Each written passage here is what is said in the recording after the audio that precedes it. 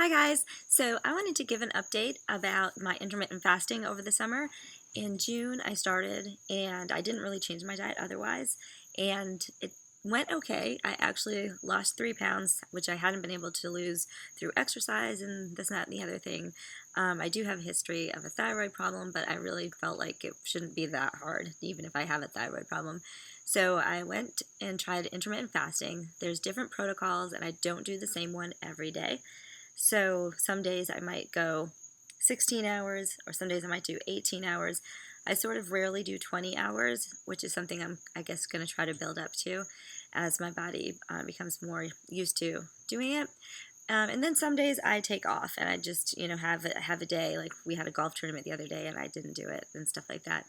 But now, starting in July, after the second week in July, I guess, we started doing a keto diet, which is high fat, medium to moderate protein, and low carb. And one of the things that I've been realizing that's really important when you're doing this type of thing is potassium. I mean, even when you're not doing either intermittent fasting or keto, potassium is important. But it's really important for you to get enough, and it's really hard. You need like 4,700 milligrams in a day. So I've been looking at how I can incorporate a little bit more of that into my diet. A lot of the stuff that you can eat on keto is protein, and it's important actually not to get too much protein because that can be stored in the same way. Similarly to carbohydrates, if you have too many, they don't go anywhere and they get stored. So anyway, one of my favorite things to make is called cloud bread or oopsie bread, and I'm going to do a video about that.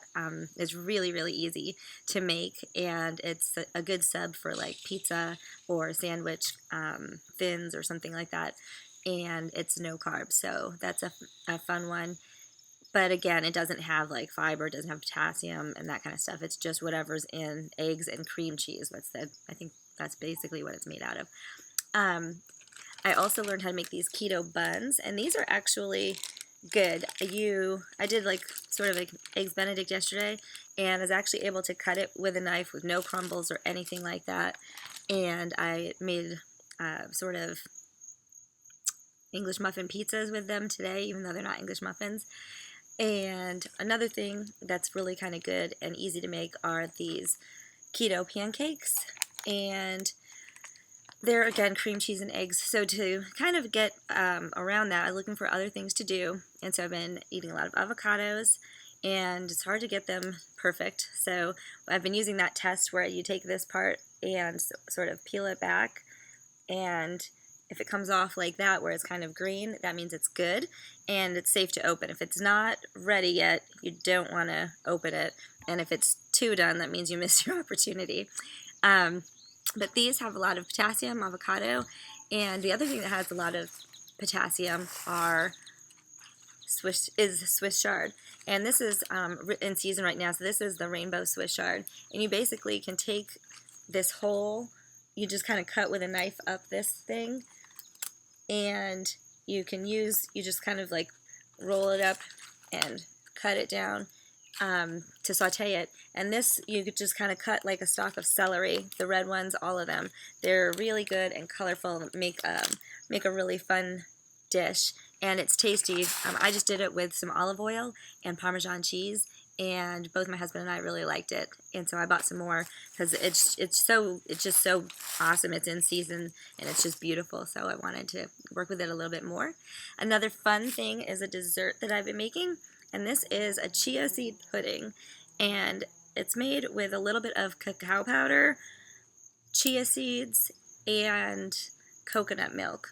And so this is kind of something I've been doing for a little treat at nighttime, and I'm starting to get in trying to make these fat bombs, which I don't know if this is a good idea or not, because you make little fat bombs and then you want to eat like 10 of them. So I'm not sure how much I'm going to do those really. But anyway, this is another healthier dish. Kale is so good for you.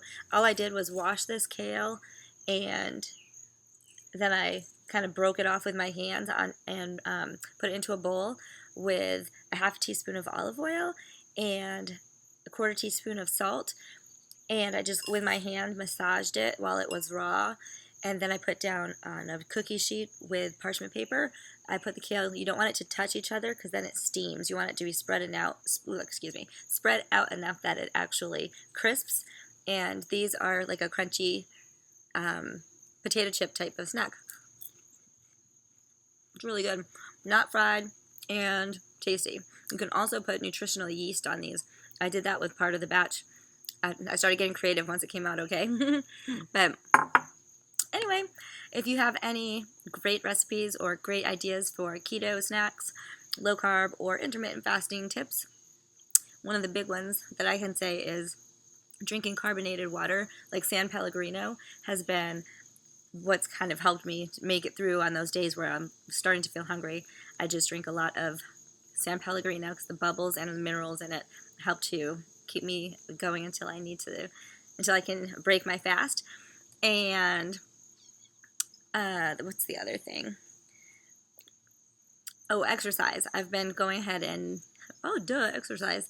So I have been going to Zumba at my LA fitness class, but I also started going to a gym up by the lake, and they have different classes, and so I did some weights and stuff like that, so hopefully that'll help me kind of even go along further. I don't have that much weight to lose, but when you're short and stuff, it's kind of, I think, a little bit more difficult because I don't know why, but it seems like it's easier for like my husband and stuff to lose weight. But anyway, I hope that you guys got some tips on this, and if you have any tips for me, I'd love to hear them in the comments. Give this video a thumbs up if you liked it, and subscribe to my channel. Thanks.